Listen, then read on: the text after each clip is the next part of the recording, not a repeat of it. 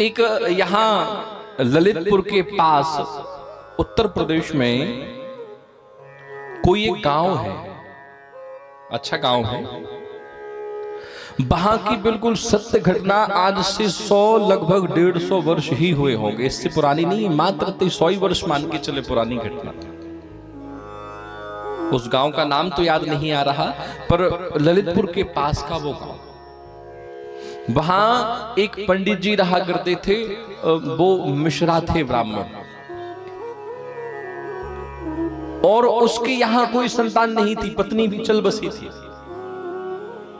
पत्नी चल बसी, दूसरा विवाह नहीं किया, संतान थी नहीं, संपत्ति भी बहुत थी। तो उस समय कई लोगों ने कहा कि तुम बड़े संपन्न हो, दूसरा विवाह कर दो और संतान तुम्हारे यहां हो जाएगी तो बढ़िया अच्छा रहेगा, तुम्हें विवाह करना चाहिए। उसने कहा नहीं, मुझे विवाह नहीं करना। तो कहा फिर तुम्हारा जब मर जाओगे तो तुम्हारा ये संस्कार कौन करेगा, तुम्हारी चिता को आग कौन देगा। तो वो ब्राह्मण भगवान श्री कुंज बिहारी के चरणों के बड़े भक्त थे, तो हंस पड़ा और मानो बिल्कुल ऐसे हृदय से उसकी आवाज निकली, और उसने हंसते हुए ब्राह्मण ने कहा कि देखो मैं जब मरूंगा ना तो मेरा संस्कार करने मेरा बेटा कुंजो आएगा। कुंजो, कुंज बिहारी के लिए वो भाव भक्ति में प्रोत होकर कुंजो कहते थे विप्र देवता। तो कहा जब मैं मरूंगा तो मेरी देह को आग मेरा ये बेटा कुंजो देगा। तो सबने कहा कि भाव बस, प्रेम बस तो ये बातें सब कर देते हैं, पर भगवान आएंगे, हंसी में बात डाल दी। इस बात को आए गए लगभग 20-25 वर्ष व्यतीत हो गए।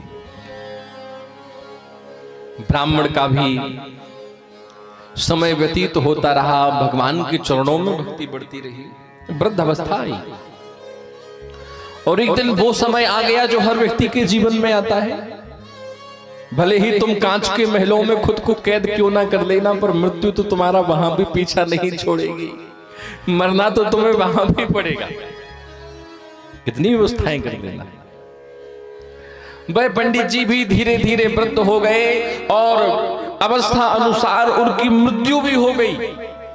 अब जब मृत्यु हुई तो सबने उनके शरीर को चिता पे रखा, अर्थी को सजाया और एक नदी के तट पे ले गए। वहां चिता बनी रखी है और सब मन में, भाई गांव की बात है, लोकाचार की रीति में विचार विमर्श होने लगा कि इनसे कहा था विवाह को तो इनने कभी किया नहीं, संतान है नहीं, अब भले ब्राह्मण की चिता में अग्नि कौन देगा। तो सबने मन में विचार किया, तो कहा क्यों ना हम किसी और दूसरे श्रेष्ठ ब्राह्मण के द्वारा ही इनकी चिता को अग्नि दिलवा दें। भाई ब्राह्मण शरीर है, कोई ब्राह्मण बालक ही इन्हें अग्नि दे देगा, ये कोई ब्राह्मण थोड़ा युवा सा हो वो दे देगा। ऐसा विचार चल रहा था कि अचानक से एक नन्हा मुन्ना सा मात्र 8-10 वर्ष का बालक ही वहां प्रकट हो गया। कोई देख नहीं पाया कि ये कहां से आया है, और ऐसा तेजस्वी बालक, सब उसको देखते ही दंग रह गए। उसने कहा लाओ ये मेरे पिताजी हैं, मैं इनकी चिता को अग्नि दूंगा। सबने कहा तुम्हारे पिताजी हैं, ये तुम हो कौन भैया, कहां से आए हो। उसने तो कुछ नहीं कहा और सीधा सामने वाले ब्राह्मण के हाथ से उस अग्नि को छीना और सीधी उस चिता पे पड़े उस ब्राह्मण के शरीर को उस बालक ने अग्नि दी। और जो अग्नि दी और पिताजी पिताजी कह के रो पड़ा और रोता रोता सीधा सामने नदी में कूद गया। हाँ, ताल भेंट उस गांव का नाम है, ताल भेंट, मुझे अब याद आ गया। ललितपुर के पास ताल बहट करके, बेहट के भेंट ऐसे करके वो गांव है, वहां की ये घटना है। तो उसने कहा कि ये मेरे पिताजी हैं और मैं अग्नि दूंगा, और उसने उस ब्राह्मण के शरीर को अग्नि दी और पिताजी पिताजी कह के रोता हुआ उस सरोवर में कूद गया। सबने देखा कहां गया, पर वो निकला ही नहीं, बालक वहां से निकला ही नहीं, चला गया वो। अब जब वो चला गया, शरीर की चिता भी ठंडी पड़ गई, सब हो गया।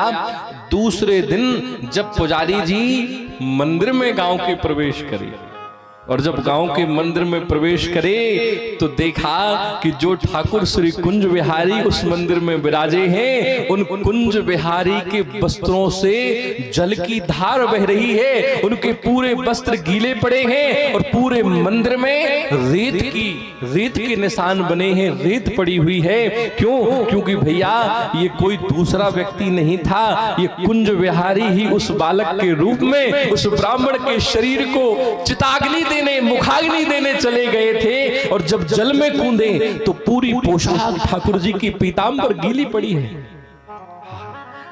उस ब्राह्मण ने तुरंत पूरे गांव के लोगों को वहां बुलाया, एक क्षण भी न रुका, गांव को लेके आ गया। भैया ये देखो ये क्या हो रहा है।